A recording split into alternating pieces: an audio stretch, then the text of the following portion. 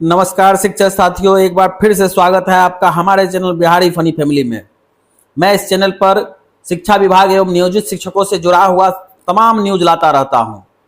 तो अभी तक आपने यदि चैनल को सब्सक्राइब नहीं किया है तो चैनल को सब्सक्राइब कर ले और बेल आइकन को दबा दे ताकि ससमय नोटिफिकेशन प्राप्त होता रहे। तो मैं इस वीडियो में बात करूंगा कि विशिष्ट शिक्षक नियमावली में क्या क्या सुधार किए गए और मुख्यमंत्री कब करेंगे इसकी घोषणा। तो आप हमारे वीडियो में अंत तक बने रहे। तो चलिए शुरू करते हैं। तो विशिष्ट शिक्षक नियमावली में सुधार को लेकर जो भी आपत्तियां दी गई थी उनमें से लगभग ज्यादातर आपत्तियों को जो है हल कर लिया गया है, इसकी विसंगतियों को दूर कर दिया गया है। तो हम पहले बात करते हैं कि इसमें सुधार किए जाने वाले मुख्य बिंदु क्या थे। तो पहला बिंदु था विशिष्ट शिक्षक शब्द। ये पहला बिंदु था। हालांकि इस बारे में यह कहा जा रहा है कि विशिष्ट शिक्षक शब्द में जो विशिष्ट शब्द का प्रयोग जो किया गया है इसको हटा लिया गया है। अब नियोजित शिक्षक भी अध्यापक के नाम से जाने जाएंगे, विद्यालय अध्यापक के नाम से जाने जाएंगे। वहीं पर दूसरे पॉइंट की बात करें तो दूसरा था वेतन विसंगति या वेतन सुधार। तो आपने देखा होगा कि विशिष्ट शिक्षक नियमावली जो आया था उसमें वेतन विसंगति था, उसका जो वेतन स्ट्रक्चर दिया गया था उसमें कुछ त्रुटियां थी।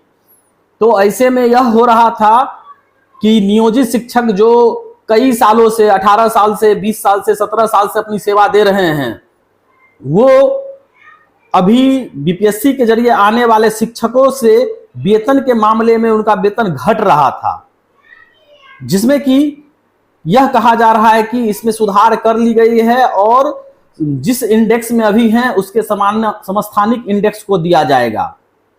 अब तीसरा मैटर है राजकर्मी का दर्जा। तीसरा जो है वह राजकर्मी का दर्जा है। तो हालांकि पहले भी विशिष्ट शिक्षक नियमावली जब प्रकाशित किया गया था और उस पर आपत्ति मांगी गई थी तो उस नियमावली में भी धारा 309 का जिक्र था। आप देखेंगे धारा 309 जो होता है वह राज्यकर्मी या केंद्र कर्मी के लिए ही होता है यदि आप उसको पढ़ेंगे तो। वैसे मैं आपको विद्यालय अध्यापक नियमावली जो बीपीएससी से बहाल होने वाले शिक्षक हैं उनका जो नियमावली आया था उसमें मैं यह लेटर दिखा रहा हूं। इसमें भी आप देखेंगे कि धारा 309 का ही जिक्र है। तो इससे स्पष्ट होता है कि पहले भी आपको राज्यकर्मी का दर्जा दिया जा रहा था और अब शायद बिल्कुल स्पष्ट कर दिया जाएगा नियमावली में कि आप राज्यकर्मी माने गए हैं। चौथा है पेंशन या ईपीएफ।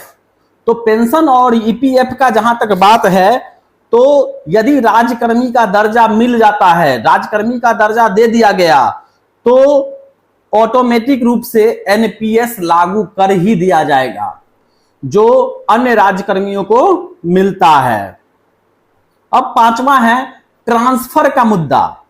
तो ट्रांसफर का मुद्दा आपने देखा होगा कि विशिष्ट नियमावली में यह कहा गया था कि छात्र के अनुपातिक जो है शिक्षकों का ट्रांसफर जो है जिला शिक्षा पदाधिकारी कर सकते हैं।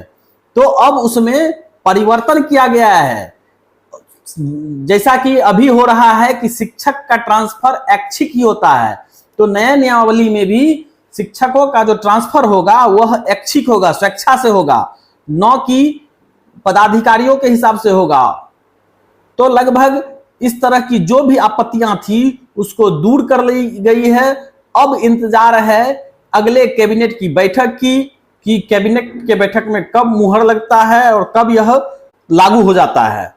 हालांकि इससे संबंधित यह समाचार प्राप्त हो रहा है कि संभवतः 2 तारीख माननीय मुख्यमंत्री श्री नीतीश कुमार जी गांधी मैदान में जब नव नियुक्त शिक्षकों को नियुक्ति पत्र वितरण करेंगे उसी दिन नियोजित शिक्षकों को राजकर्मी का दर्जा देने की घोषणा कर सकते हैं। तो हम सभी को इसका बेसब्री से इंतजार रहेगा। तो इस वीडियो में इतना ही। अंत तक बने रहने के लिए आपका धन्यवाद।